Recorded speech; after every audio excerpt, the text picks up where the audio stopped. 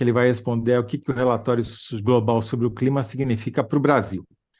Thales, vamos direto então para o nosso bloco aqui e a pergunta que você vai ter que responder, e as pessoas em casa também vão, é quem ganha com bate-boca entre Lula e Moro? Ontem saiu a notícia de que a Polícia Federal prendeu vários supostos integrantes do PCC, né, a maior organização criminosa do Brasil, que estariam, segundo a polícia, preparando atos contra autoridades brasileiras, entre elas o então ainda candidato a senador Sérgio Moro e contra o promotor Lincoln Gakia, que investiga o PCC há 2 décadas, né? Isso virou um caso político, porque não por coincidência essa história veio a público no dia seguinte ao Lula dizer que queria foder o Sérgio Moro, foi essa a expressão, Sérgio, em francês, foi assim que a gente traduz? E a consequência foi a divulgação dessa história, e hoje ela continuou com o Lula insinuando que essa história toda é uma armação do Moro, e daí ele diz, não, mas não quero acusar ninguém sem provas, né? E o Moro, obviamente, redarguiu e virou um bate-boca. Primeiro, por favor, Thales, explica para quem não está acompanhando a história, melhor do que eu acabei de fazer, que foi bem ruinzinho, o que é esse caso, por que ele é importante? Deixa eu te dizer, Toledo. Primeiro é o seguinte: você explicou bem para burro. Para burro, no sentido assim, explicou Sim, bem para mim. não leve a mal você aí em casa, tá bom? Bem para mim. Até eu compreendi tudo diante da sua Então tá explicação. bom, tá bom. Mas, não, você explicou muito bem e é isso aí, o caso é esse. Qual é a importância desse caso? É porque, primeiro, eu acho que ela revela é, que o Lula está passando um pouco do limite. Ele está precisando pisar um pouco no freio. Ela me fez lembrar uma expressão é, que eu nem sabia muito bem o significado, que é quem fala demais dá bom dia a cavalo. Eu ouvi Hum. essa expressão, eu não sabia bem o significado e fui pesquisar. E ela tem várias interpretações, e uma delas é que você ficar dando bom dia a cavalo, você corre o risco de levar um coice. Ah, Então, faz é o sentido. que faz sentido, né? E é o que está ocorrendo com o Lula nesse caso. Ele deu margem às pessoas, primeiro com essa pisada na bola, antes de ter falado que tem vontade de fuder o Moro. É Essa claro, foi essa frase saiu numa entrevista que o Lula deu ao portal 247, né? Há e, 2 dias atrás. e que mostrou uma extrema inabilidade. Ele achou que estava ali entre amigos, não sei o quê, se soltou, falou e disse assim: ah, ó, gente, apaga esse foder. Aí fica dizendo, presidente, não dá, porque é transmissão ao vivo, não dá para apagar. Quer dizer, está mal instruído pela equipe de comunicação e está falando demais. Está falando demais e deu margem a que logo depois, ao aparecer uma história por coincidência, porque é o que eu creio, sinceramente, foi absoluta coincidência, ele deu margem a que os bolsonaristas dissessem: está vendo? Isso aí ele está dando, incentivando a turma do PCC, a turma que é contra o Lula, a matar o Moro, o Bolsonaro, a matar o Moro. Então ele deu argumentos para o Moro, deu argumentos para os bolsonaristas. Ele falou demais, né? Isso é a primeira coisa. O Lula está falando demais. E isso se reflete até na questão do Banco Central, falando demais.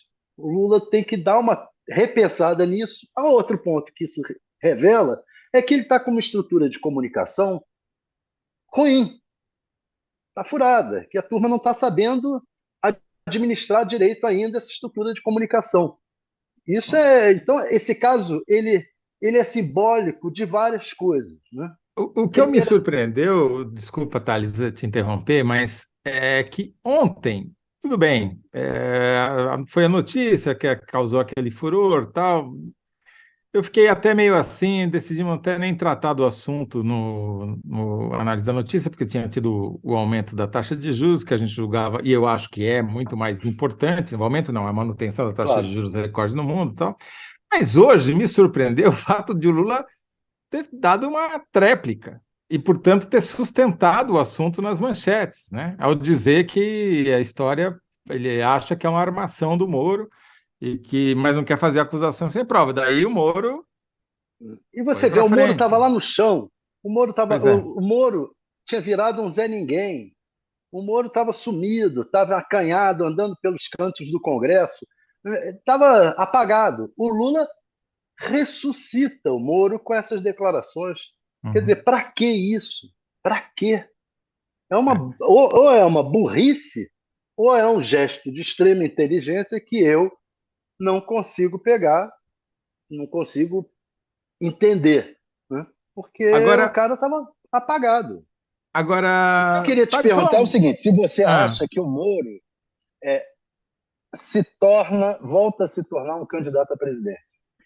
ainda não, mas claramente eles estão explorando essa possibilidade. Por quê? Eu fiz um levantamento em cima da pesquisa do IPEC para tentar mostrar quem é o bolsonarista hoje. E esse núcleo duro do bolsonarismo, que está aí com uns 21%, são os caras que ticam tudo, que acham que o Brasil vai virar comunista, que não desconfiam do Lula, que acham que o Bolsonaro é do povo e trabalhou pelos mais pobres, né? Tem todos os itens ali. Esses caras são 21%, mas tem uma parcela grande que poderia ser um eleitor anti-Lula, porque não confia no Lula, e que não é bolsonarista enquadrado, não dá para enquadrar como raiz, é um cara que poderia oscilar para lá ou para cá, entendeu?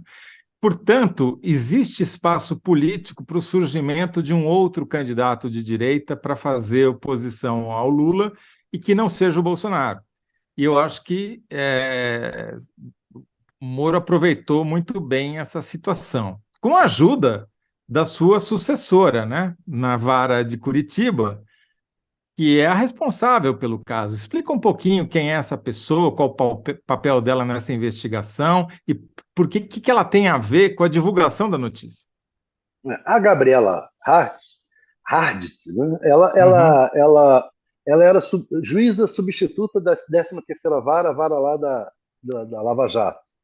Ela substituiu temporariamente o Moro, no caso. Quando o Moro saiu do caso, antes de ser nomeado juiz titular, ela assumiu como juíza substituta. E usou até trechos de decisão do Moro, deu um Ctrl-Alt, Ctrl-Del, em trechos de decisões anteriores do Moro para o caso do triplex do Lula, em que ela Condenou o Lula, né? condenou o Lula lá. Agora, é evidente que uma pessoa dessas que que participou e foi declarada sob suspeição junto com o Moro no processo, o processo foi anulado, então o processo em que ela participou, ela esteve sob suspeição, ela deveria ter se declarado, ter pedido para não assumir o caso. Isso é um mal dos juízes brasileiros. Eu acho que pode ser que do resto do mundo também, eu não conheço. Mas o juiz se acha acima do bem e do mal, se acha acima até da própria justiça. Vários e vários casos de juízes assim. Né? Chegou uma vez que o Gilmar Mendes chegou a se declarar: eu sou Supremo. Então, quer dizer, eles tem que haver um freio de arrumação aí no judiciário para que os juízes não. Esse caso da Gabriela Hart era típico de que ela deveria se declarar sob suspeição. Não quero participar, porque já Uhum. fui juíza da Lava Agora, Jato. E aí você se pergunta, por que ela desenterrou o caso, tirou o caso do sigilo, logo após essa malfadada declaração do Lula. é isso que eu acho que não é coincidência, porque o caso tudo isso, toda essa investigação aconteceu ano passado, certo? Durante Isso. o segundo turno do 2022, né? E ficou sob sigilo de justiça, ninguém sabia, ou pelo menos a imprensa não sabia, não tinha como noticiar. E justamente ela suspende o sigilo no dia seguinte do quero que o Lula, que o Moro se exploda do Lula, né? Não parece ser uma coincidência, embora coincidências eventualmente aconteçam, né?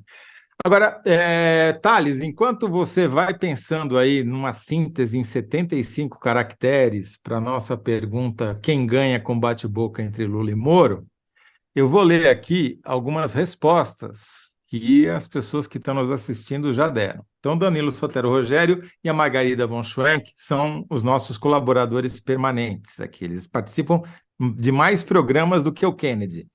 E o Danilo diz o seguinte: Moro, que ainda tenta parecer. Quem ganha? Moro, que ainda tenta parecer que tem alguma relevância. Margarida diz o seguinte: quem ganha é Lula. Moro calado é um poeta. João Carlos Macruz, que também é um colaborador assíduo. Infelizmente, Moro. Lula precisa ter mais cabeça fria e coração quente. Rosiane Arroxo, quem ganha é o Moro, voltando aos holofotes da política nacional. Lucélia Lima, quem ganha é o novelho modus operandi do bolsonarismo. Rúbia Paulo Oliveira, na minha opinião, nenhum dos dois, mas agiu terrivelmente mal o mandatário do país, vergonhoso. Dora Holanda, Lula e Moro parecem duas crianças brigando por um pedaço de bolo. Essa é boa, hein?